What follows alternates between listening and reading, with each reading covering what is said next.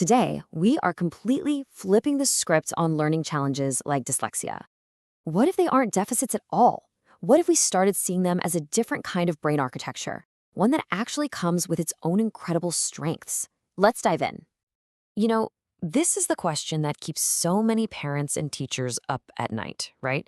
Is my child smart? Is something wrong here?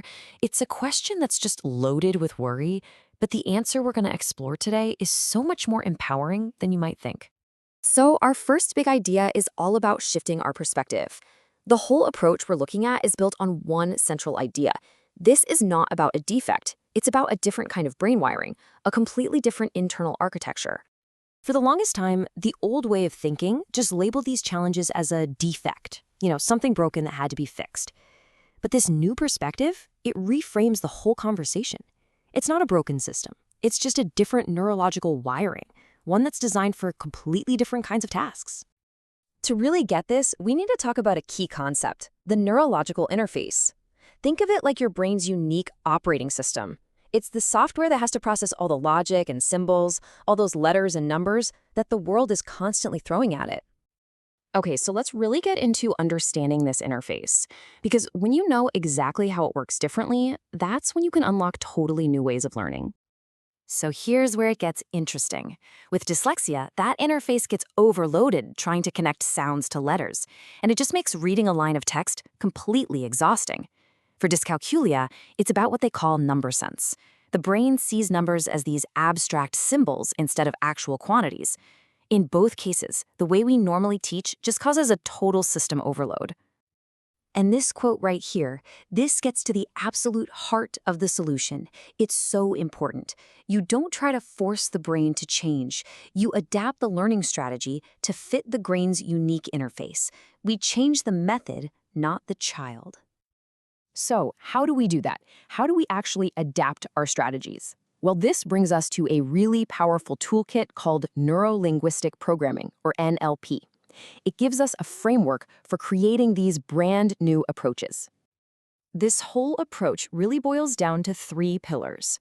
First, you have to truly understand the child's unique interface.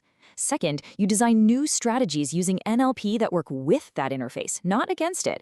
And third, and this one is maybe the most important, you reframe the child's whole identity around their strengths. You create what's called the nexus, a solid core of confidence. So how does NLP actually work here? Well, it's all about creating clever detours in the brain. If the typical pathways for processing symbols are like a slow, bumpy country road, we just bypass them. Instead, we focus on the brain's existing superhighways, the kinesthetic path, that's learning by feeling and doing, and the visual-spatial path. And here's what that actually looks like. For dyslexia, we can turn spelling into a physical movement strategy, like literally forming words out of clay or writing them big in the air. For dyscalculia, math becomes a manipulation strategy, using physical blocks to actually feel and see the numbers. All of a sudden, learning is an action, not just something you sit and stare at. And here's the best part, the real payoff. This different wiring often comes with some incredible gifts.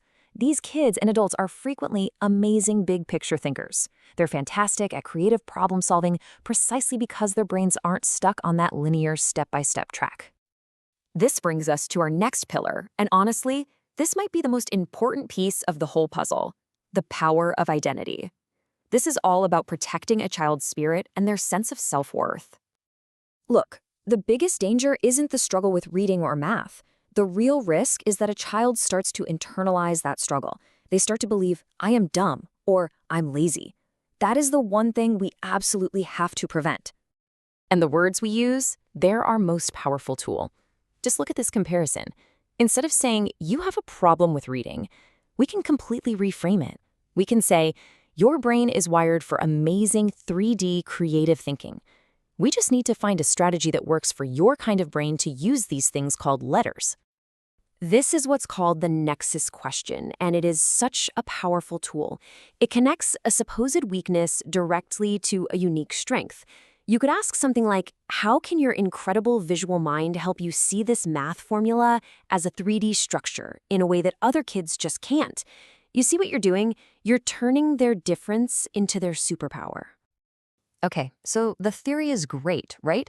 But now let's get really practical. Let's see a technique called the spelling architect in action. We're going to walk through a simple but seriously effective NLP game. And the whole goal here is to reprogram spelling from being this frustrating symbol problem into a physical, manageable, and actually kind of fun process. Here's how it works. First, you set the stage. You say, we're going to create a cool shortcut for your brain. Then, you connect sounds to physical movements. A clap for one syllable, a stomp for another. Next, the child uses their finger like a magic pen to write the word in the air, imagining it in a bright color in a specific spot. Finally, they close their eyes, repeat that same physical movement, and pull that felt word right out of the air. And you always, always close the loop with this powerful confirmation. You say, with a big smile, see? Your brain just found a super strategy that works so much faster for you. This locks in their success and builds that nexus of confidence. They didn't just solve a problem, they discovered their own unique genius. So, if there's one thing to take away from all of this, it's this. This is not about fixing a limitation. It is about creatively adapting our own methods to unlock the incredible, unique talents that come with this different brain architecture. Talents in 3D thinking, in creativity, and in holistic problem solving. Which leaves us all with one final, really powerful question. Instead of always asking what's wrong, what if we started asking what unique talent is just waiting to be discovered in this child?